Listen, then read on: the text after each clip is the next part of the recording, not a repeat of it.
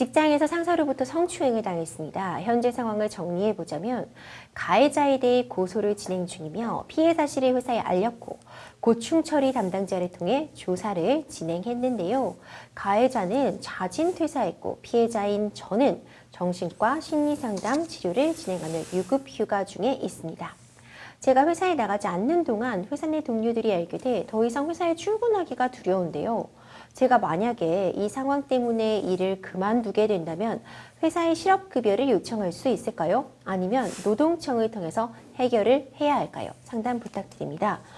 이런 사연이 접수가 되었습니다. 좀 복잡하신 상황인데 사연 어떻게 보셨어요? 네, 그 사연자분은 직장 내에서 이제 성추행 피해를 입으셨고, 근데 그게 이제 그로 인한 후유증으로 인해서 이제 2차 가해를 두려워하시는 상황이고 퇴사까지 고민하시는 안타까운 사연으로 보입니다.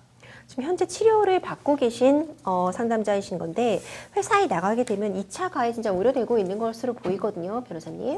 네, 근데 다만 이제 요 용어에 대해서 조금 제가 정리를 드리고 싶은데 직장 내에서는 1차적으로 가해자로부터 성추행 피해를 입으신 상황으로 보이고 고충처리 담당자를 통해서 직장에 신고를 하셨기 때문에 네. 직장에서는 2차 가해를 방지하기 위해서 여기에서 얘기한 2차 가해라는 건 가해자와 동일한 부서에서 지속적으로 근무한다든지 그로 인해서 추가적으로 뭐 회유라든지 협박이라든지 이런 부분에서의 가해를 방지하기 위해서 가해자를 다른 부서로 전환시킨다든지 아니면 피해자가 원할 경우 피해자를 다른 부서로 조치한다든지 휴가를 발령한다든지 등 조치를 취해야 하는 의무를 지거든요. 다만 이제 상담자분께서는 동료들이 본인이 이제 2차 그 성범죄 피해를 입었다는 걸 알게 됐다. 그 자체만으로도 큰 정신적인 고통을 겪으시는 걸로 보입니다. 그렇군요. 현재 치료 받으셔야 되는 것 같고 상담자가 회사를 그만둔다. 네. 이런 경우에 사실 실업급여 이런 부분 받을 수 있는 건지도 궁금하실 것 같거든요. 네, 여기서도 조금 정리해서 말씀을 드려야 될 것 같은데 실업급여를 지급받는 것하고 이 사건의 성추행하고는 조금 양상을 두 개를 구분해서 봐야 될 것 같은데 실업급여는 이제 비자발적 퇴사로 인한 경우에 다음 구직 활동을 촉진하고 보호하기 위한 것인데요. 여기서 사연자분께서 주신 내용에 보면 단순히 성추행으로 인한 것뿐만 아니라 정신과 치료까지 받으신 상황으로 보이고 여기에서 정신과 심리상담 치료가 이제 질병으로까지 뭐 해석될 가능성도 있고 만약 이로 인한 경우는 본인의 자발적인 퇴사가 아니라 질병으로 인한 퇴사로 해당할 수도 있고 이 경우에는 실업급여를 지급받을 가능성도 있고 다만 여기에 대해서는 실업급여에 대한 수급 절차에 따라서 본인이 수령할 수 있는 금원이나 내용이 정해지게 됩니다. 그렇군요. 그렇다면 일반적으로 실업급여를 받을 수 있는 퇴직 사유에는 어떤 것들이 있을까요? 네, 원칙적으로는 본인이 자발적으로 내가 더 이상 회사를 그만두고 싶다 해서 그만두는 경우가 아니라 비자발적인 사유로 인해서 퇴사하는 경우에는 실업급여를 지급하도록 정하고 있는데요. 거기에는 이제 계약 만료, 또 권고사직, 또 질병, 임신, 출산, 육아, 또 회사의 귀책 사유 같은 게 있는데요. 또한 실업급여는 모든 사람들이 회사를 그만두면 지급해 주는 것은 아니고 이직하기 이전에 18개월간 또 피보험 단위 기간 180일 이상 그러니까 간단하게는 6개월 이상 고용보험료가 납부된 상태로 근무한 자는 말씀드린 것처럼 비자발적인 퇴사 사유에 해당할 경우에는 실업급여를 수급할 수가 있게 됩니다.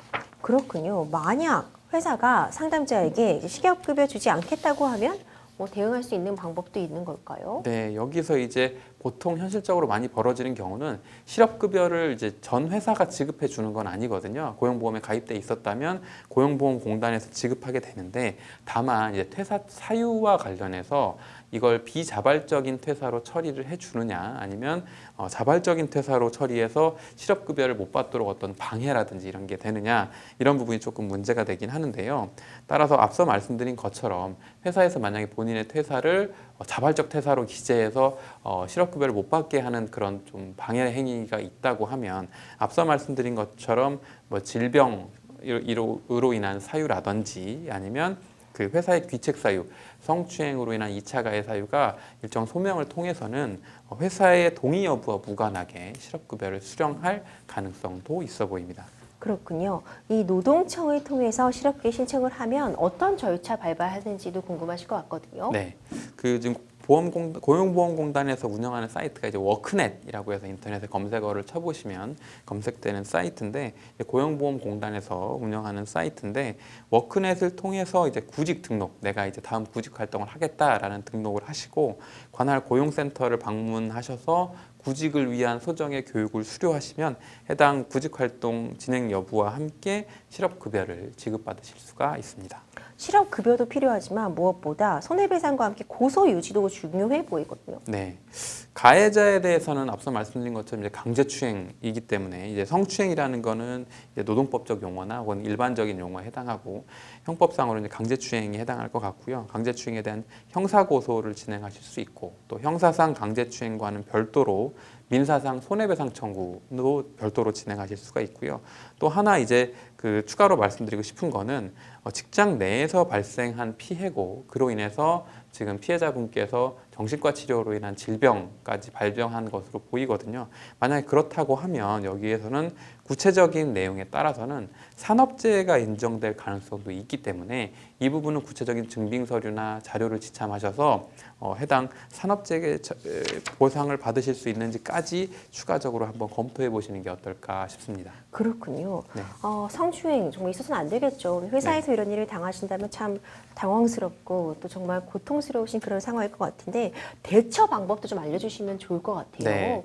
일단 그 상담자분께서는 그래 적극적으로 대응을 잘 하신 것 같아요. 보통 본인의 피해 사실을 숨기고 시간이 흘러가서 그 본인의 피해 사실 입증에 곤란을 겪으시는 경우가 많은데, 일단은 직장 내에서 이런 성추행이나 기타 피해를 입으셨다면 적극적으로 인사팀을 고충처리 담당자가 아마 대기업인 경우는 별도로 지정이 돼 있을 거고, 만약에 작은 기업이라고 하더라도 인사팀 등이 고충처리 담당자로 지정이 되어 있을 거니까 해당 담당자한테 알리고 피해 구제를 요청하시는 게 좋고요. 그럼에도 불구하고 회사가 조치를 취하지 않는다면 회사의 책임까지 물을 수 있는 상황으로 가게 되니까 적극적으로 대처하시고, 마지막으로 이제 하나 말씀드리고 싶은 건 피해자는 이제 본인이 피해를 입은 게 본인 탓이 아니거든요. 그러니까 본인이 피하시고 뭐 이러시기보다는 적극적으로 권리를 행사하시는 게 중요하다. 이 정도 말씀드리고 싶습니다. 네, 마지막으로 우리 상담자님께 조언 한 말씀 해주신다면요. 네, 본인의 피해 사실이 알려졌다는 이유만으로 제가 보기에는 퇴사를 고민하실 이유는 없어 보여요. 그래서 다만 앞서 말씀드린 다양한 권리 구제 절차나 수단이 있다는 걸 명확히 인식하시고 그에 따라 구체적으로 본인의 권리를 확보하시고 행사하실 수 있도록 하시면 좋을 것 같습니다. 네, 아무쪼록 좀 치료도 잘 받으시고 정신적인 피해 더 이상 없으시기를 바라겠습니다. 원만하게 잘 마무리되시기를 응원하겠습니다.